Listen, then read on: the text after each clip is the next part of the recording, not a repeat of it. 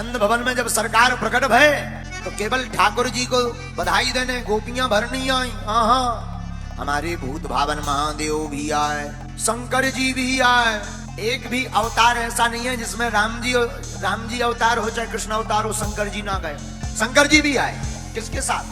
काकभूषुंडी जी के साथ में। जहां पहुंचे भोले बाबा, जैसे ही पहुंचे द्वार पर आवाज लगाई, भिक्षाम देही। सोई जसोदा मैया हाथ में बढ़िया सामग्री लेकर के द्वार पर आई। अरे महाराज अच्छे पधारे, आपकी जय हो। महाराज मांगो, क्या चाहिए? भोले बाबा बोले, देवी जी हम मांगने वाले बाबा नहीं हैं, फिर हमको तो आपके लाला के दर्शन चाहिए, आपके बालक के दर्शन करने आए। जसोदा मैया ने नीचे से ऊपर तक देखा, हे भगवान कितने खतरनाक महात्मा, बड़ी बड़ी दाढ़ी, बड़ी बड़ी मूंछ, सांप लटका है। अरे महाराज हमारो लाला आपको मुंह देखेगे वो डर जाएगा, हम अपने छोरा को नहीं लाएंगे। भोले बाबा बोले, देखो देवी जी, माता जी, हम तो आपके छोरा के दर्शन करने को ही पधारे हैं, और कोई उपाय नहीं है। जसोदा मैया बोली, महाराज कुछ भी हो जाए हम दर्शन तो नहीं देंगे, आप दान ले लो, हीरा ले लो, जवाहरात ले लो, मोती ले लो, हम तो कहते एक आध गाँव ले लो, गंगा ले लो, पर छोरा के दर्शन ना करवाएंगे। शंकर जी बोले, माता जी जानती नहीं हो महात्माओं की हट कितनी कठोर होती है, साधु हट कर ले तो गड़बड़ हो जाता है। जसोदा मैया हाथ जोड़ के बोली, सुनो बाबा जी, महात्माओं भर की हट खतरनाक नहीं होती, त्रिया हट भी खतरनाक होती है। नंद बाबा भीतर बैठे बैठे सब सुन रहे थे। भोले बाबा ने विचार करो, हे भगवान इस बार तो मैया बड़ी खतरनाक है, पिछली बार राम अवतार में तो बड़ी जुगत से चले गए, राम अवतार में भी शंकर जी को जुगत का प्रयोग करना पड़ा। कौन सी जुगत? ज्योतिषी का भेष। राम अवतार में भगवान शंकर राम जी के दर्शन के लिए ज्योतिषी का भेष बनाते, और राम और कृष्ण अवतार की एक हम विचित्र स्थिति बताएं। राम अवतार में राम जी के दर्शन के लिए शंकर जी को रोना पड़ा, कृष्ण अवतार में शंकर जी के दर्शन के लिए भगवान कृष्ण को रोना पड़ा। राम अवतार में लंबी लाइन में शंकर जी लगे, काकभूषुंडी जी भी लगे, लंबी लाइन में जल्दी जल्दी चले जा रहे। दूर से ही देखा, भगवान ने भी देखा, शंकर जी ने भी देखा, ठीक से नजर नहीं मिला पाए, ठीक से देख नहीं पाए, आंखों से आंसू बहाते हुए सरजू जी के किनारे आ गए, रोने लगे। सरजू जी के किनारे बैठकर रोने लगे, आंखों में आंसू आ गए। हे सरकार, आपके दर्शन ना हो तो क्या काम का आपका होता, हम तो आपके बिना रह नहीं पाएंगे। तो काकभूषुंडी जी ने एक उपाय बताया, रो मत, एक काम करो। बोले क्या? ज्योतिषी बन जाओ। आप तो सब जानते हो, ज्योतिषी का भेष बनाओ, चमत्कार का महिमा फैलेगी। सोई अपन को जो है दशरथ भवन में बुलाया जाएगा, दशरथ महाराज जी बुलाएंगे, पक्का है। अब भोले बाबा जैसा कोई ज्योतिषी हो, आप मन में विचार करो, जो तीनों लोगों की जानते। कोई आदमी स्नान करने जा रहा, सोई को बुला लेते थे, क्यों भाई तुम्हारे पिताजी का अमुक नाम है? हाँ महाराज। अच्छा तो तुम्हारे दादाजी का ये नाम है? अरे महाराज आप तो बहुत जानते हो। धीरे धीरे पूरी अयोध्या में हल्ला हो गया, एक ज्योतिषी नंबर 1 को है, बहुत ज्ञानी, जो कहता वो सत्य निकलता। माता कौशल्या को पता लगा कोई ज्योतिषी है, कोई आचार्य है, बड़ा विद्वान है। माता कौशल्या ने भी खबर दी कि हमारे बालक की हस्तरेखा देखने पधारो। जहां बुलावा आया तो फिर आंखों से आंसू छलक गए। सरकार ने बुला लिया। भगवान शंकर दशरथ भवन के नजदीक आए, महल में प्रवेश होने लगे। द्वारपालों ने कहा कि आप 2 लोग हो, ज्योतिषी कौन है? शंकर जी बोले हम।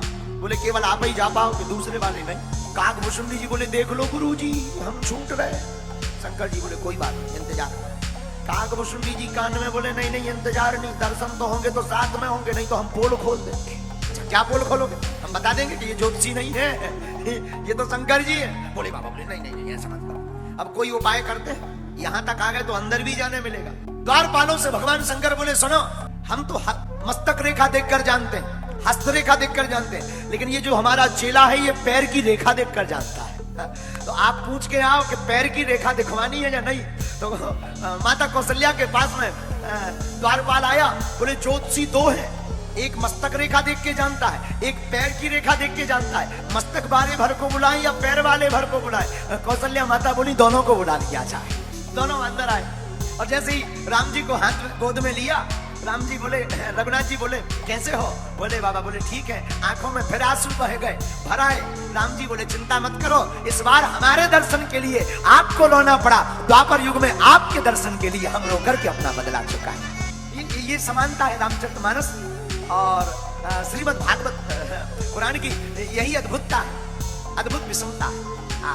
क्या है? भगवान शंकर द्वार पर पहुंचे। यशोदा मैया ने कहा महाराज एक बात, क्या आपने कभी विचार किया कि भगवान राम दिन में आए, भगवान कृष्ण रात में क्यों आए?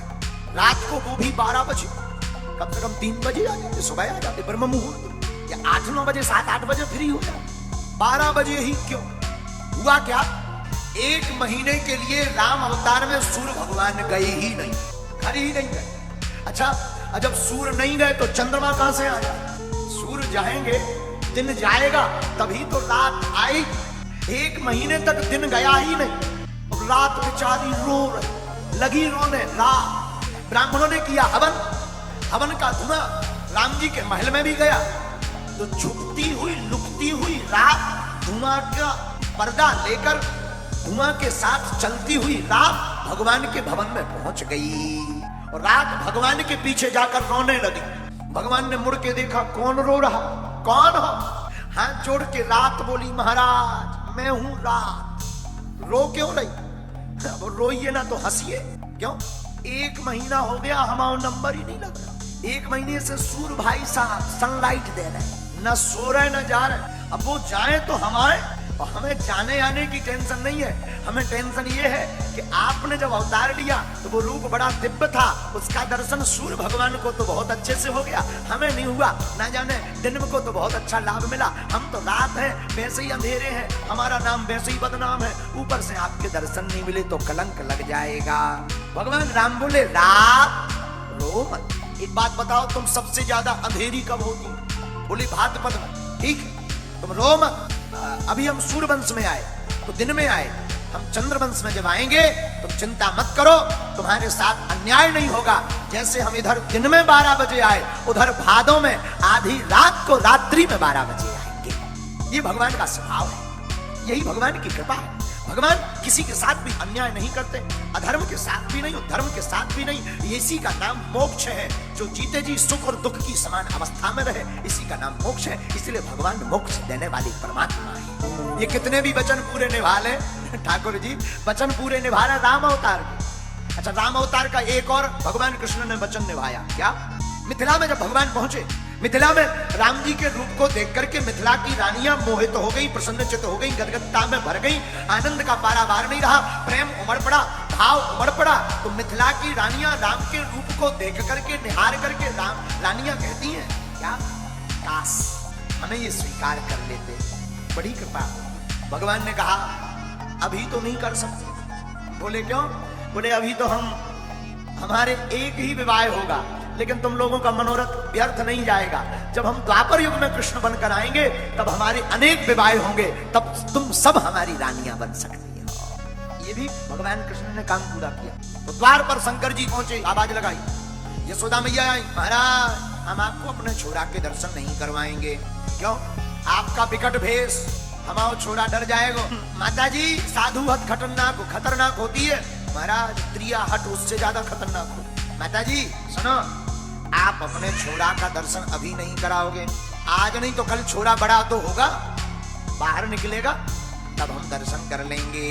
यशोदा मैया भी कम नहीं, बोली महाराज सुनो, हमारे यहाँ 1-2 दरवाजे नहीं है, ऐसे 999 दरवाजे हैं, आप यहाँ समाधि लगाई रहना, हम ये कभी दरवाजा खोलेंगे ही नहीं। बोले बाबा गोकुल में आकर बैठ गए, सोचने लगे, भगवान ने कहा तो था कि अगली बार हम ऋण चुकाएंगे, देखते हैं ऋण चुकाते या नहीं। ध्यान करने लगे, भगवान तो कर्जा किसी का रखते नहीं, भगवान ने कर्जा तो सबका चुकाया। इधर भगवान कन्हैया रोने लगे, माता यशोदा चौंक गई कि ना जाने क्या हो गया है, हमारा बालक रो क्यों रहा है। माता जी ज्यों चुप करावे सोई भगवान बोली हम बड़ा। माताओं की तो आदत होती है, तो माता जी ने, अरे लाला का है गो, अरे लाला का है गो, अरे लाला का है गो, चुप है जाओ, चुप है जाओ। तो जहां मैया है सो करे सोई भगवान बोली हम तेज खोल दे। अब सब हैरान, हे भगवान का है गो, हे भगवान। गोपियां आ गई, जादू टोना तो नहीं होगा, को ने नजर तो नहीं लग गई, सब अपने अपने उपाय करने लगे। जो गोपियां हाथ में लेवे सोई भगवान ने अपनी भारम को बोली हम तेज कर। अब बड़ी आप ठाकुर जी चुपई ना हो। मैं एक बूढ़ी गोपी बोली, यशोदा एक बात बताओ, कोई आया तो नहीं था घर पर? मैया यशोदा बोली, और तो कोई नहीं, एक बाबा जी आए थे। बाबा जी थे, लंबी लंबी दाढ़ी, बड़े बड़े जटा, सांप भी लटका। अच्छा, कुछ कहा उन्होंने? हाँ, कह रहे थे दर्शन करवा दो, नहीं करवाओगे तो हम नहीं जाएंगे। तो बूढ़ी गोपी बोली हमें लगा तो उसी बाबा ने जादू टोना कर दिया है। भगवान कृष्ण रो भी रहे और मन ही मन हंस भी रहे कि हम दुनिया भर के जादू टोना हटाए तो हम पर भी कोई जादू टोना कर जाएगा क्या। लेकिन भगवान लीला कर रहे हैं, और जोर से लगे जादू टोना को नाम सुन के, और जोर से किलकार सोई गोपियां समझ गई हैं जादू टोना को नाम लो, वॉल्यूम बढ़ रहा हो, ये तो ही लफड़ा। ढूंढो ढूंढो महात्मा जी को बुला। ब्रज में ढूंढा गया, गोकुल में एक वृक्ष के नीचे भगवान शंकर बैठे हुए थे। गोपी गई महाराज आपको हमारी मैया ने बुलाया है, यशोदा रानी ने। बोले बाबा बोले हम किसी के घर नहीं जाते। तब काकभूषुंडी जी ने कान में कहा उसी घर से बुलवा आया जहां सरकार है।